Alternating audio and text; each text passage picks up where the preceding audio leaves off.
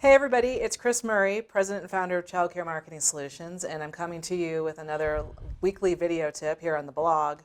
And in today's blog, we actually talk about, the title of today's blog post is, The 5 Things I Wish I Would Have Known When Moving from a Home-Based to a Center-Based Program. And it's written by our star of today's video, Miss Sindye Alexander. Welcome, Sindye. Well, thank you, Chris. I'm glad to be here. And Sindye is a former client and platinum member of our Childcare Success Academy, and she's just in the process of selling her school in Michigan.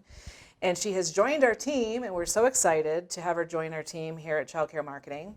And she's helping us out with product development and launches and marketing, and also being a star of the blog. So being an author and working with me in this video, because we're going to talk about a couple of the things that you feature in today's blog. So regarding the 5 things you wish you would have known, I want you to just share with our viewers 1 or 2 of these tips, because we have a lot of folks who actually are home-based providers who are thinking about expansion, and I think that you could be a really awesome inspiration to them. So just give us a little bit of your story in terms of when you went from a home-based center to a center. What was the size and how long ago was it? And just tell us a little bit more about that. So I have over 23 years experience in childcare, and most of that was as a home-based provider, probably for about 15 years.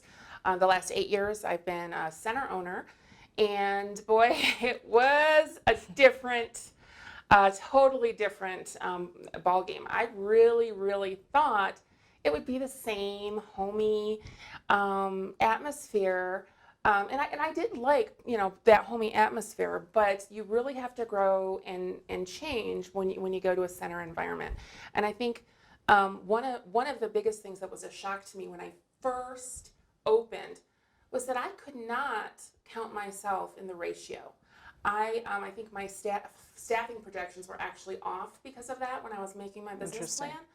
Because as a home provider, you are used to doing everything. You plan the menus, you do the lesson plans, you're changing the diapers, you're booking the tours, you're answering the phones, you're doing the balancing of the checkbook, you're doing everything, and you do it well. I thought I could do that just on a bigger scale, and absolutely not. I mean, you triple or quadrupled, depending on the size of your center. I went from 12 to 32 in my first jump. And so I basically tripled the size of my clients. 5 times the size of my employees, and employees take a lot of your time, and you just can't be expected to also be a caregiver and a teacher when you're administrating, and you have to oversee. So I mean, so either if you really have your heart set on teaching, hire yourself an administrator, or count yourself as the administrator and hire some teachers. So. Okay, so good to know. So don't count yourself in the ratio.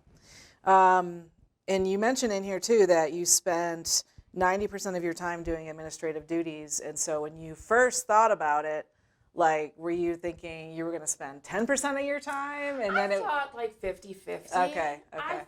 Yeah. It was an eye opener, and I can't say that I was necessarily disappointed because I grew a lot. I learned a lot, and it was an exciting new challenge for me. So, it was good stuff, but I wasn't prepared because I was used to being able to do it all myself. And don't plan on that because it's not realistic. It's not. It's not scalable.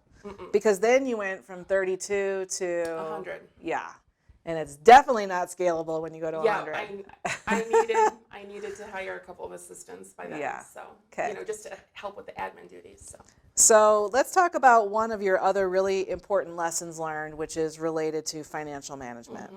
So you say another thing that you wish you would have known is to have an accountant or financial advisor right from the start. Tell us a little bit more about absolutely. I could balance my home checkbook, for my home daycare center, and I did it well, and I was really good at it. I was on top of my budget at home. But when you open a center and you become an employer of multiple people, there are so many, laws and tax things that you need to know. You're working with a lot of government agencies, so your payments aren't necessarily coming in all at the same time. You have to to budget to make sure you can still pay your people when you're having the slow seasons.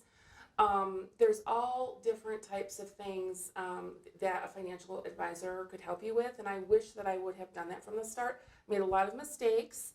I learned a lot. I know what not to do now, but I really, really wish that I would have right from the start had a financial advisor. And I really think I wrote it in the blog that if you can't afford to do this, like you think you're saving yourself money by trying to do it yourself, if you can't afford to do it, you can't afford to have a center. It's really, really important to get that financial piece because everything else that you're doing, the vision that you're trying to accomplish, and even the vibe of the center, it depends on being able just to operate financially. And I mean, if you are, down and worried about what's happening financially, that can trickle over into the vibe that your employees feel and how your program is being run. Well, and the stress that it's going to cause on you and then trickling down to your folks is rough. So I didn't do everything perfectly there, but I'm happy to use my mistakes as, please learn from me and don't do it yourself, type of advice. Yeah, I think with that, it's also cool to be able to put some kind of a projection forward when you're planning before you even open to lay out what your fixed expenses are going to be, look at your rent, all of your other fixed expenses, your food costs, if you can be on the food program to offset, great. Your labor cost is the biggest bucket. So estimating that if you need to hire 10 teachers at $15 an hour, and maybe go high a little bit.